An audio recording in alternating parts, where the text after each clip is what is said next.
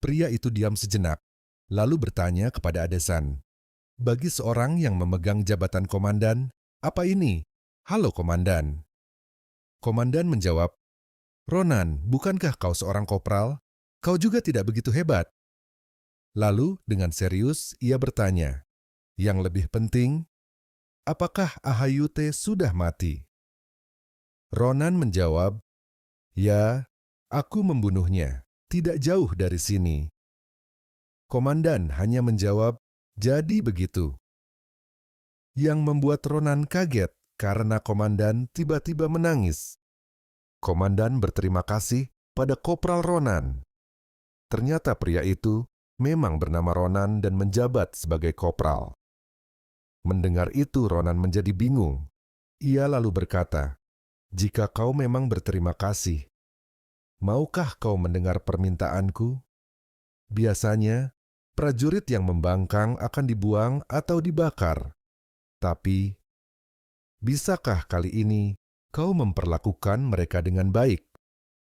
Komandan menjawab, aku tak yakin. Kau terlihat lebih hidup dan sehat. Jadi, bukankah lebih baik jika kau sendiri yang mengurus mereka? Ronan menjawab, ya ampun, bagaimana bisa aku, komandan? Sebelum menyelesaikan perkataannya, ia batuk dan batuk darah. Komandan pun kaget. Ronan sudah merasa bahwa dia bisa mati kapan saja. Ia berkata lagi, aku hanya bermain-main setiap hari, jadi aku tak bisa berbuat banyak. Rasanya tak adil kalau aku akan segera mati. Komandan kemudian bertanya, kalau kau bertahan hidup, apa yang ingin kau lakukan?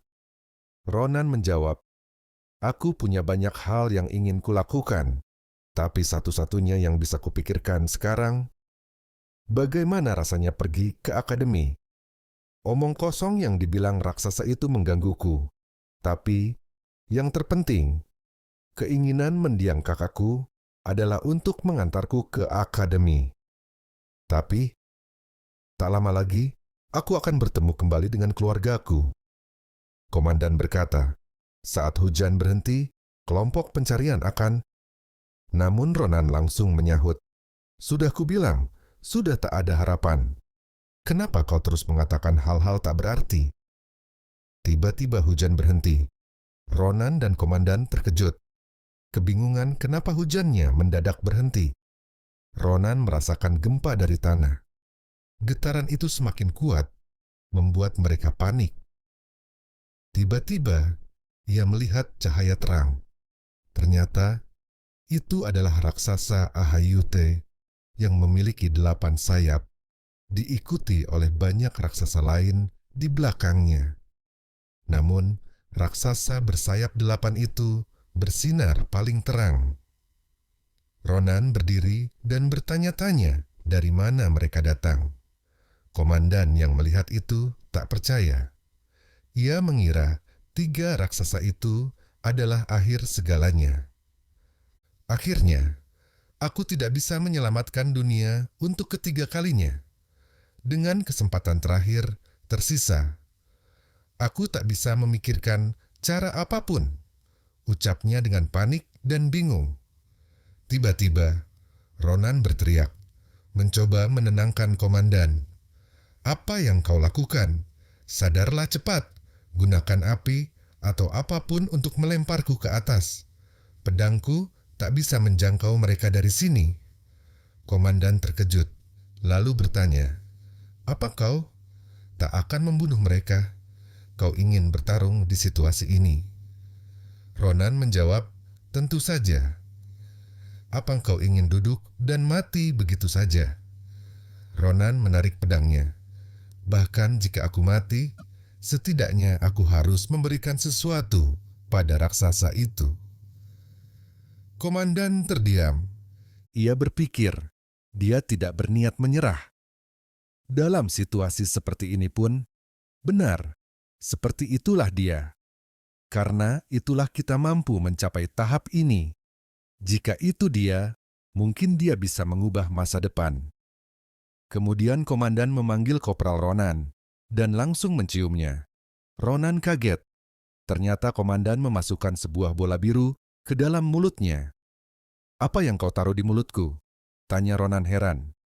Komandan menjelaskan, tapi Ronan masih tak percaya.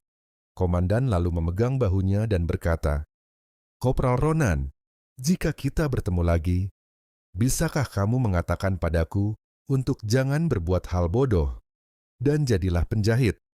Aku sudah banyak melakukan hal, tapi belum untuk yang seperti itu."